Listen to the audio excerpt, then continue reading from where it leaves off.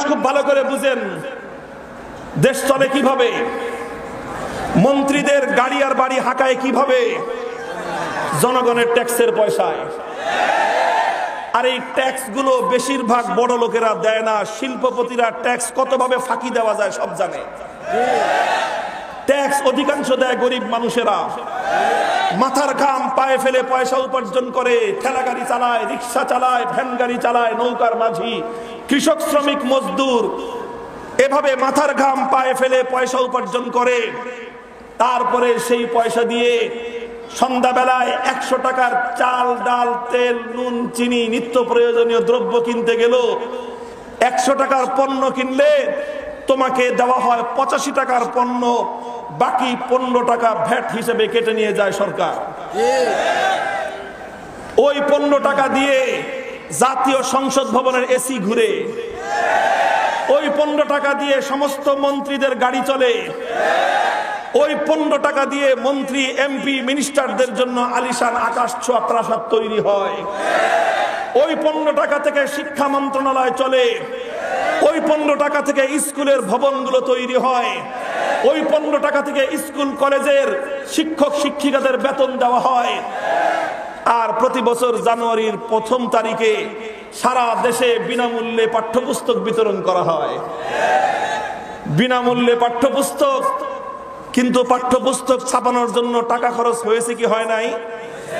এই টাকাটা কি দাদা বাবুরা দেয় না এই টাকাটা কেউ কারো বাপের তালুকদারি বিক্রি করে আনে? এই টাকাটা দেশের জনগণের ট্যাক্সের পয়সা থেকে আসে। ভালো কথা, আমার ট্যাক্সের পয়সা দিয়ে আমার দেশের স্কুল চলবে, এটাই স্বাভাবিক। আমার ট্যাক্সের পয়সা দিয়ে আমার স্কুলের ছেলেরা পড়াশোনা করবে, এটাই স্বাভাবিক। কথা বলেন ঠিক না বেঠিক? আবার কিছু মানুষ আছে মাদ্রাসার ছাত্রদেরকে খোটা দেয়, যাকাত খাইস, ফিতরা খাইস, আবার বড় বড় কথা বলিস। কথা বলেন।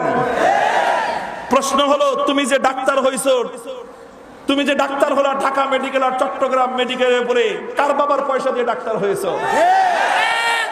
তুমি যে চট্টগ্রাম বিশ্ববিদ্যালয়ে পড়লা, ঢাকা বিশ্ববিদ্যালয়ে পড়াশোনা করলা, তুমি কার বাবার পয়সা দিয়ে পড়াশোনা করেছো? তোমরা আমাদের গরিব মানুষের, মেহনতি মানুষের মাথার ঘাম পায়ে ফেলানো ট্যাক্সের পয়সা দিয়ে পড়াশোনা করো। একটা ছেলে মেডিকেল কলেজে যদি পড়তে চায় প্রাইভেটে, আজকে বাংলাদেশে প্রাইভেট মেডিকেল কলেজ আছে, একটা ছেলে ডাক্তার হতে কমপক্ষে 40 থেকে 50 লক্ষ টাকা খরচ হয়। আর সরকারিভাবে সরকারি মেডিকেলে পড়লে তার 1 পয়সাও খরচ হয় না। 2-4 হাজার টাকা দিয়ে সে মেডিকেলে পাশ করে নাম করা ডাক্তার হয়ে গেল। তার পিছনে এক একটা ডাক্তার তৈরি করবার জন্য কমপক্ষেও একটা রাষ্ট্রের 50 লক্ষ টাকা করে খরচ হয়। কোত্থেকে আসে 50 লক্ষ টাকা?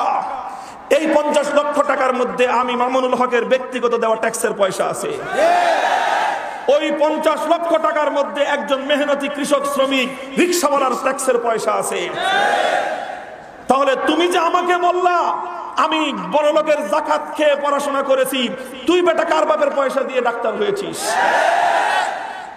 তোমাকে আমি অভিযুক্ত করতে চাই না, কারণ তুমিও আমার সন্তান, তুমিও দেশের সম্পদ দিয়ে শিক্ষিত হয়েছো, ডাক্তার হয়েছো, আমি তোমাকে অনার করি।